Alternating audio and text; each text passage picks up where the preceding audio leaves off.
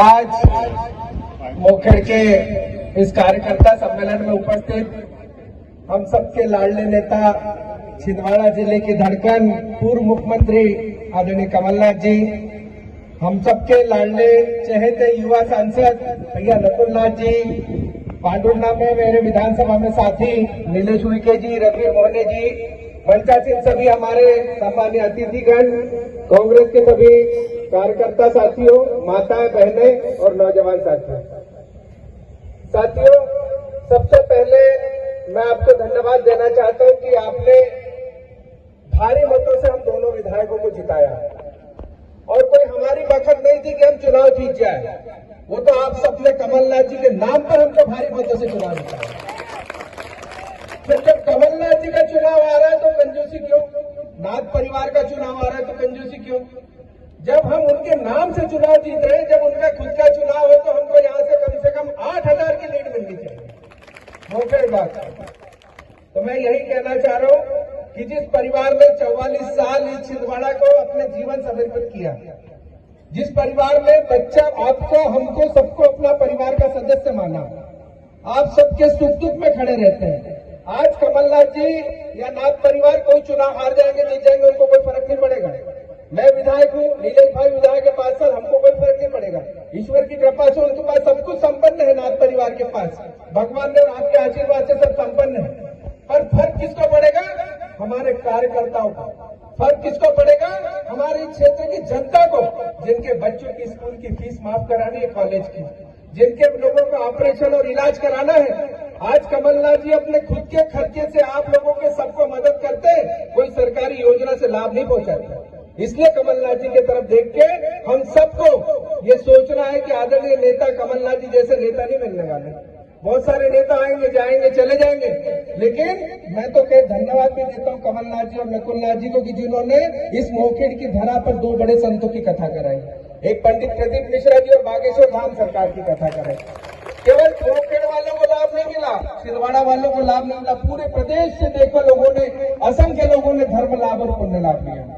तो मैं आदरणीय कमलनाथ जी का धन्यवाद देता हूं। आज बीजेपी भले बात करती है राम मंदिर की, मैं पूछना चाहता हूं कि 22 जनवरी के पहले राम मंदिर नहीं था, या 22 जनवरी के पहले हम राम भगवान की पूजा नहीं करते थे?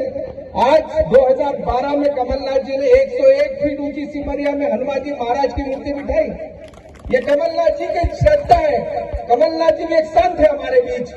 और आज छिंदवाड़ा जिले का चौमुखी विकास अगर दिख रहा है, वो कमलनाथ जी के कारण दिख रहा है। आज हम सबको सोचना है कि हम सब लोग पहले भगवान राम को भी मानते थे, कृष्ण को भी मानते थे और आज भी मानते हैं। आज इससे अच्छा तो मुहूर्त कोई नहीं था। 2 महीने बाद रामनवमी आने वाली थी। मोदी जी ने 22 जनवरी को उद्घाटन कर दिया। क्यों कर दिया? भाई मुझे बताओ कि 22 जनवरी को क्यों? क्योंकि वो चाहते थे कि अप्रैल महीने में चुनाव होने वाला है और अप्रैल में कुछ उनकी दाल नहीं गलने वाली, तो उन्होंने फटाक से आकर के डिसीजन ले लिया 22 जनवरी को। पर रामनवमी से अच्छा कोई मुहूर्त नहीं था। उसके दिन तारीख नहीं देखनी पड़ती, उस दिन कोई मुहूर्त नहीं देखना पड़ता, शादियां होती उस दिन बिना मुहूर्त देखे, तो उससे अच्छा पवित्र मुहूर्त नहीं था। पर खैर कोई बात नहीं, जो मोदी जी ने किया हमें उसमें कोई तकलीफ नहीं। हमारे लाखों भक्तों की 500 साल के बाद की तपस्या पूरी हुई, इसके भारत के बच्चे बच्चे को धन्यवाद और बधाई देते हैं। तो आप सबको मैं यही निवेदन करना चाहता हूं कि हमारे नेता कमलनाथ जी सुख दुख में है। हमको भी अगर बिकना होता तो 50 करोड़ में हमारा भी सौदा हो रहा था। जब कमलनाथ जी की सरकार गिरी, जब 2 लोगों ने सरकार गिराई, पर हमने किसी को नहीं चुना। नीलेश उइके जी बैठे, उनको पूछिए, इनके यहाँ तो सूटकेस आ रही थी 35 करोड़ पहले ऑफर, और इन्होंने कहा हम सब चुनेंगे तो कमलनाथ जी को चुनेंगे। हमारे लिए दौलत बड़ी चीज नहीं है, हमारे लिए नाथ परिवार सबसे बड़ा है। तो मैं आप सबको यही कहना चाह रहा हूं कि हम सब लोग एक सूत्र में बंधे, एक धारा में बंधे। जहां जहां आप लोगों की लड़ाई लड़ने की बात आएगी, हम भले ही विपक्ष में, हम लड़ाई लड़ेंगे। अभी बीच में 1 महीना पहले जब बिजली की बहुत हालत खराब थी, ट्रांसफार्मर जल गया, पूरे आसपास के मोखेड़ ब्लॉक के लोगों के ट्रांसफार्मर के खेतों को पानी नहीं मिल रहा था सिंचाई की। हमारे रवि मोहने जी ने, फंजू भाई ने, सबने कहा कि एक धरना देंगे। जिस दिन हमने धरना दिया, चेतावनी दी अधिकारियों को कि आप 2 दिन में ट्रांसफार्मर ठीक करिए, वरना आपके ऑफिस का घेरा करेंगे, 2 दिन में बिजली तैयार है। ये ताकत है आपकी और हमारी। कमलनाथ जी की बदौलत यहाँ के अधिकारी और कर्मचारी डरते हैं। आज थाने में क्या हो रहा है? वसूली होती है थाने में। यहाँ के थाना प्रभारी को एक दिन मैंने फोन किया, आदरणीय कमलनाथ जी, मैंने कहा गिट्टी का ट्रैक्टर है, बेचारा गरीब आदमी है, उसको छोड़ दो, जाने दो। ये रेत का ट्रैक्टर डंपर नहीं पकड़ेंगे, गिट्टी का ट्रैक्टर पकड़ेंगे, क्योंकि रेत से इनको कमाई होती है। सट्टा नहीं पकड़ेंगे, जुआ नहीं पकड़ेंगे। थाना प्रभारी मुझे कहते, बोले विधायक जी आप कोई आदेश देने वाले मुझे कौन होते हो? थाना प्रभारी को बताना चाहता हूँ, विधायक का प्रोटोकॉल चीफ सेक्रेटरी से बड़ा होता है। जिस दिन घेराव करेंगे ना, थाने से निकलना बंद हो जाएगा। थाना प्रभारी हमें सुन ले, तो अधिकारी और कर्मचारी तो हमको डराए नहीं, हमको धमकाए भी नहीं। वो इसलिए कि कमलनाथ जी और नकुलनाथ जी जैसे नेता हमारे साथ खड़े। हम डरने वाले नहीं किसी अधिकारी नेताओं से।